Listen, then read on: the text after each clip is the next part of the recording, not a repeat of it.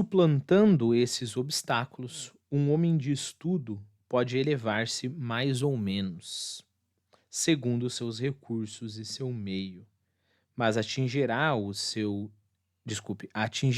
nível de seu próprio gênio, de seu próprio destino. Um homem, por mais que ele supere os obstáculos, ou seja, por mais eu não tenho tempo para estudar, por mais que você supere os obstáculos e agora tenha tempo, eu não consigo me concentrar, por mais que você trabalhe nessa concentração, ah, eu não tenho capacidade linguística suficiente, por mais que você estude essa capacidade linguística, você atingirá o nível do seu próprio gênio. Ou seja, você vai atingir o seu limite, né? Ao contrário do que fala a ideologia moderna, você não pode ser qualquer coisa que você quiser, né? Desde que você entenda você aqui como a ideologia moderna entende você, né? Existe um nível em que você pode ser o que você quiser, mas não no nível como se falam, né, sei lá, nos filmes de Hollywood, por exemplo, né? Não só você não pode ser quem você quiser, como tem gente muito melhor que você, né? E por mais que você se dedique um monte, as chances são enormes de que você não vai chegar no nível delas, né? Você vai atingir o limite do seu próprio gênio, o limite do seu próprio destino, ok?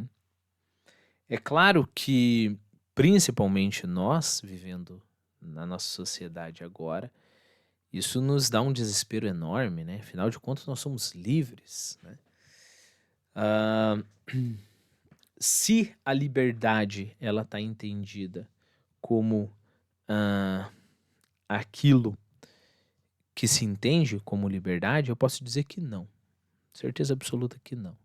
Você vai ser escravo das suas fraquezas. Existe só um nível em que você realmente vai ser livre. No nível que você obedece. Você obedece, né? Você obedece quem? Você obedece aquele teu eu profundo, vamos chamar assim, né?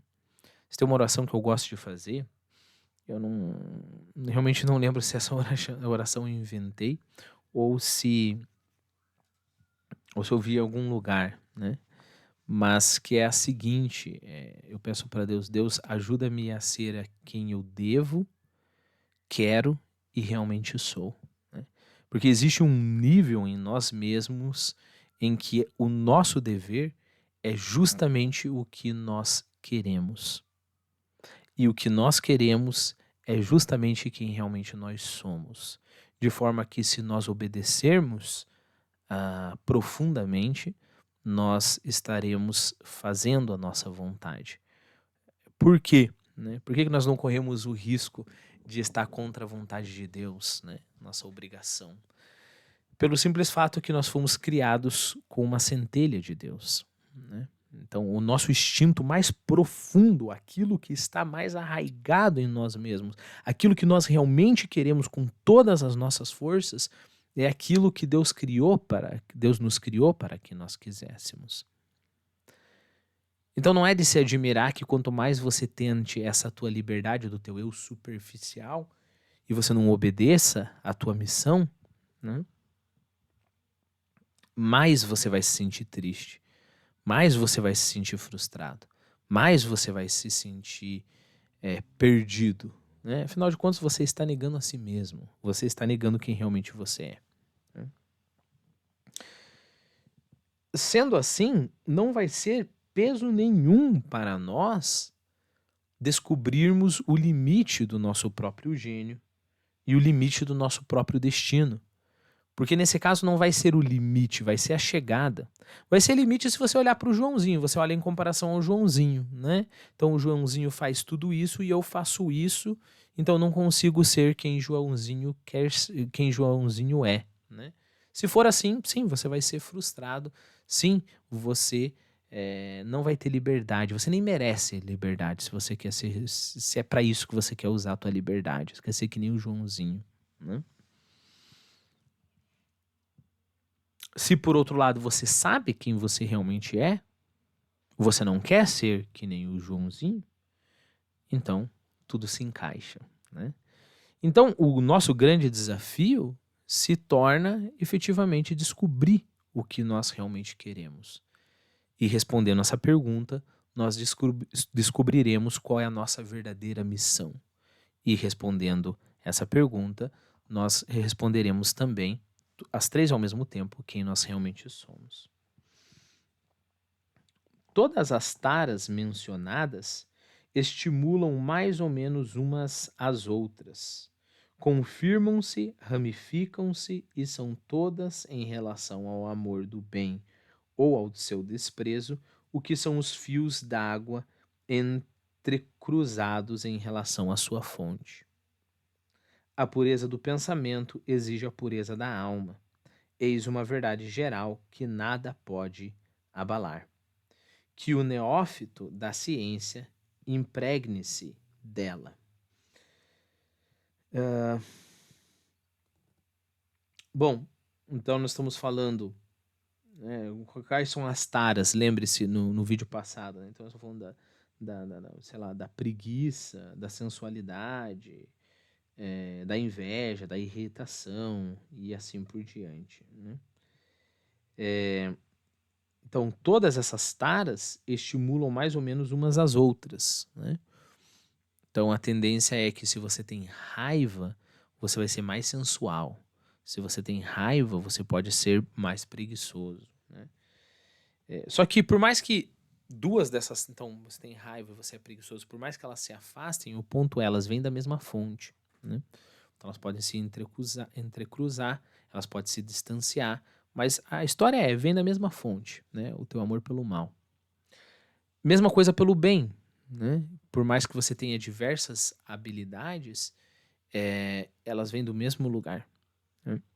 E aí se entende, por exemplo, o esforço que o Chesterton faz muito.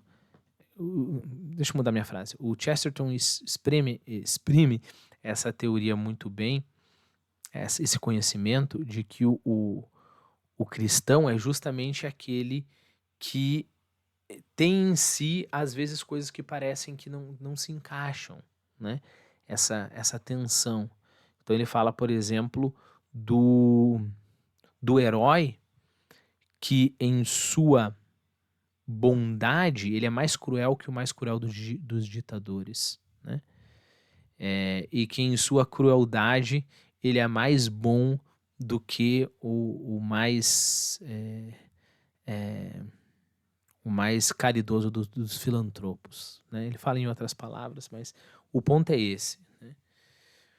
O ponto é que, e aí é claro, cruel a gente vai ter que ver o que ele quer dizer por esse cruel, né? Mas vamos supor, eu tenho que punir alguém. Então eu vou ser cruel nesse sentido, sabe? Então ele fala, por exemplo, que às vezes as pessoas interpretam Jesus entrando no templo lá e virando as mesas como um... Poxa, Jesus acabou explodindo, né? Viu? Até Jesus explodiu, não é verdade? Por quem sou eu para não explodir? Não é isso não, não é isso não. É justamente por Jesus amar tanto, por ser tão caridoso, por ser tão amoroso, é que ele bateu nos cambistas, que ele chicoteou os cambistas. É justamente por causa disso, né? Então perceba, não é que essa bondade, tô falando bondade e crueldade, mas perceba, a gente teria que mudar esses termos, né? Mas esse eu vou abraçar a pessoa e vou ser carinhoso com ela, é muito diferente do eu vou ser enérgico, que elas são coisas diferentes. Não, eles são cursos de água da mesma fonte, né? De forma que se você consegue se desenvolver espiritualmente, você vai chegar a ser um cara que é extremamente rigoroso e extremamente bondoso ao mesmo tempo, né? Por quê? Porque são regatos da mesma fonte, né? Por outro lado, se a sua fonte é a maldade, não importa o quão forte você queira ser, como um grande ditador cruel, você vai ser um fraco, um bunda mole, né? E não importa o quão bondoso que você quer ser, como um grande filantropo, você vai ser cruel, ok? Por quê? Porque a fonte é o mal.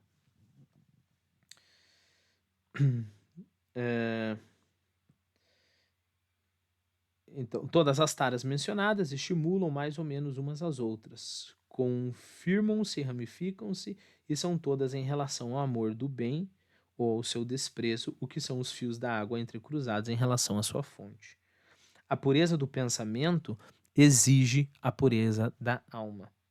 Eis uma verdade geral que nada pode abalar, que o neófito da ciência impregne-se dela. Lembre-se que o neófito é o principiante, né? Essa palavra é usada para falar sobre os primeiros cristãos. Não, para um novo cristão, né? Um novo convertido. A gente chama de neófito.